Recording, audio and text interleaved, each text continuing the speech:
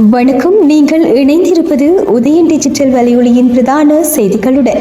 செய்தி தொகுப்பு உதயன் டிஜிட்டல் செய்தி பிரிவு. செய்திகளுடன் இணைந்திருக்கும் நான் லிஷா தரணீஸ்வரன்.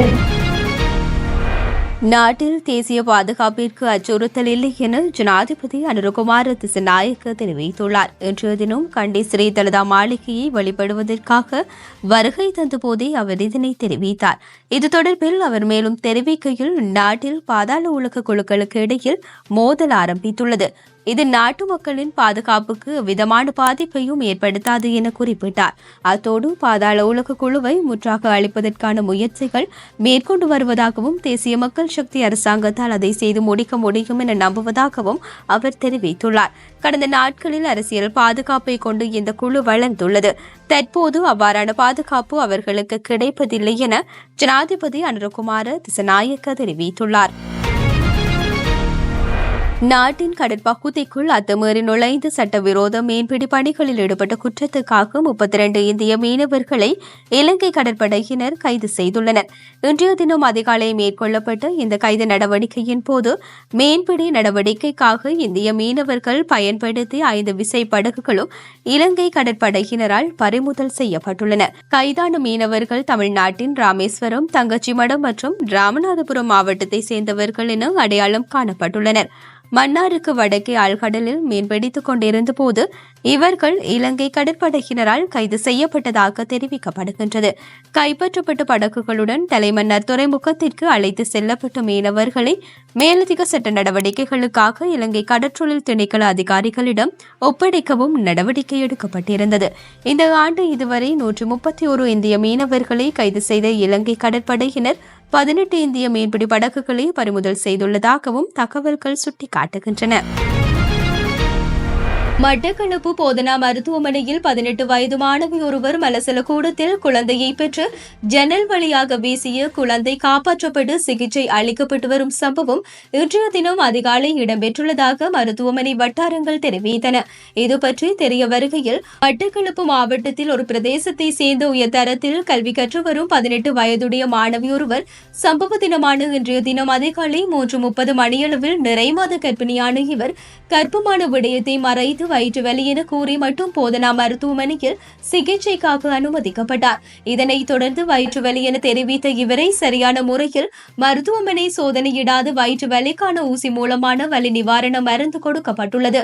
இதனைத் தொடர்ந்து அதிகாலை 5 மணியளவில் குறித்த மாணவி மலசல கூடத்திற்கு சென்ற நிலையில் குழந்தையை பெற்று ஜன்னல் வழியாக வீசிய நிலையில் அந்த ஜன்னலின் கீழுள்ள பிளேட்டில் வீழ்ந்து அழுகுரல் கேட்டதை அடுத்து தாதியர்கள் அங்கு சென்று குழந்தையை மீட்டுள்ளனர். பின்னர் சம்பவம் தொடர்பில் தெரிய வந்ததை அடுத்து வீசிய குழந்தையை மீட்டு அதிதீவிர சிகிச்சை பிரிவில் அனுமதித்து சிகிச்சை அளிக்கப்பட்டு வருவதுடன் தாய்க்கும் சிகிச்சை அளிக்கப்பட்டு வருவதாக தெரிவிக்கப்படுகின்றது. இதேவேளை குறைந்த குழந்தையும் தாயும் பாதுகாப்பாக உள்ளதாக யாழ்ப்பாணம் போதனா மருத்துவமனை பணிப்பாளர் கலாரஞ்சனி கணேசலிங்கம் தெரிவித்தார். இது தொடர்பான மேலதிக விசாரணைகளை போலீசார் மேற்கொண்டு வருகின்றனர். கனேமுள்ள சஞ்சீவ கொலை சம்பவம் தொடர்பாக கைது செய்யப்பட்ட மேலும் 3 சந்தேக நபர்களை நீதிமன்ற தடுப்பு காவல் உத்தரவுக்கு அமைவாக போலீஸ் காவலில் வைத்து விசாரணை மேற்கொள்ள உள்ளதாக கொழும்பு குற்றவியல் பிரிவு இன்றைய தினம் கொழும்பு நீதிவான் நீதிமன்றத்திற்கு அறிவித்துள்ளது. கொழும்பு குற்றப்பிரிவினால் கைது செய்யப்பட்ட 3 சந்தேக நபர்களும் இன்றைய தினம் பிற்பகல் கொழும்பு மேலதிக நீதிவான் கர்ஷன கொக்குநாவல்ல முன்னிலையில் ஆஜர்படுத்தப்பட்டனர். கனேமுள்ள சஞ்சீவ கொலை செய்த துப்பாக்கிதாரியை அழைத்து சென்ற சந்தேக நபர்கள் இருவரும், துப்பாக்கியை வழங்கிய மற்றும் ஒரு சந்தேக நபரும் கைது செய்யப்பட்டனர்.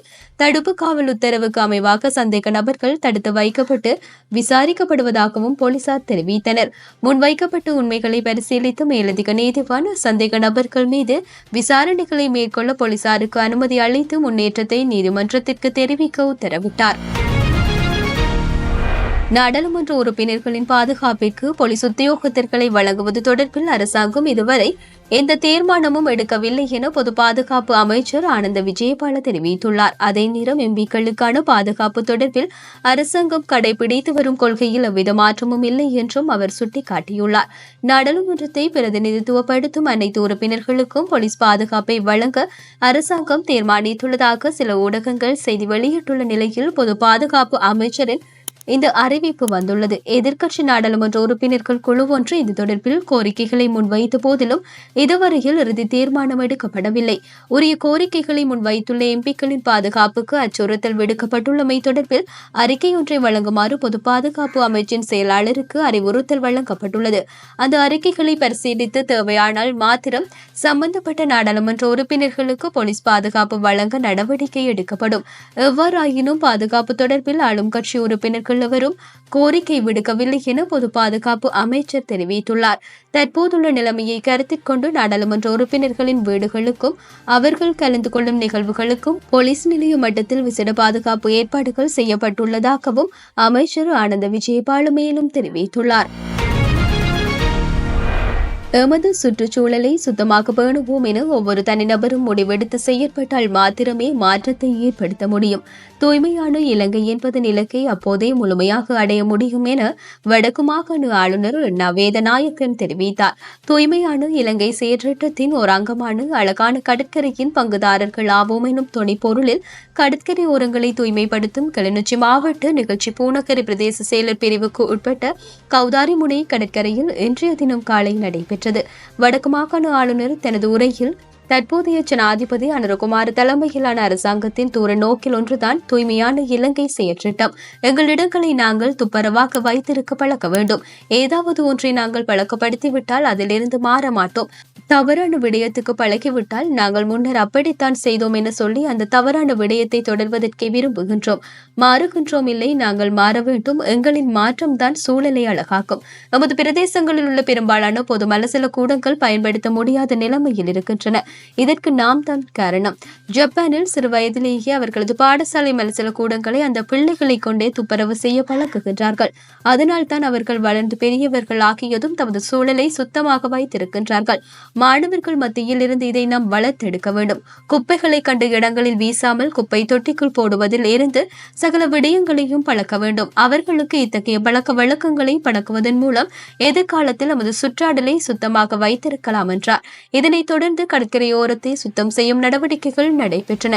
இந்த நிகழ்வில் கிளிநொச்சி மாவட்ட செயலக பதவி நிலை உத்தியோகத்தர்கள், பூநகரி பிரதேச செயலர், பிரதேச சபை செயலர், இராணுவத்தினர், போலீசார், கடற்படையினர், மாணவர்கள், ஊர் மக்கள் என பலரும் கலந்து கொண்டனர். சந்தையின் நடத்தையை அடிப்படையாக கொண்டு இறக்குமதி செய்யப்படும் வாகனங்களுக்கு விதிக்கப்படும் வரிகளை குறைப்பதில் அரசாங்கம் கவனம் செலுத்தி வருகின்றது. பிப்ரவரி 1 தனியார் போக்குவரத்திற்காக பயன்படுத்தப்படும் வாகனங்களை இறக்குமதி செய்வதற்கு சுமார் 4 ஆண்டுகளாக நடைமுறையில் இருந்த தற்காலிக தடையை அரசாங்கம் நீக்கியது. இருப்பினும் இறக்குமதி செய்யப்படும் வாகனங்களுக்கு விதிக்கப்பட்டுள்ள வரிகளினால் புதிய வாகனங்களின் விலைகள் உயர்ந்துள்ளதாக இறக்குமதியாளர்கள் சுட்டிக்காட்டுகின்றனர். உதாரணமாக வேகன் ஆர் போன்ற ஒரு சிறிய காரின் விலை சுமார் 7 மில்லியனில் இருந்து 10 மில்லியன் ரூபாவாக அதிகரித்துள்ளது. மேலும் சந்தையில் ஒரு புதிய முச்சக்கர வண்டியின் விலை இப்போது 2 மில்லியனை நெருங்குகின்றது.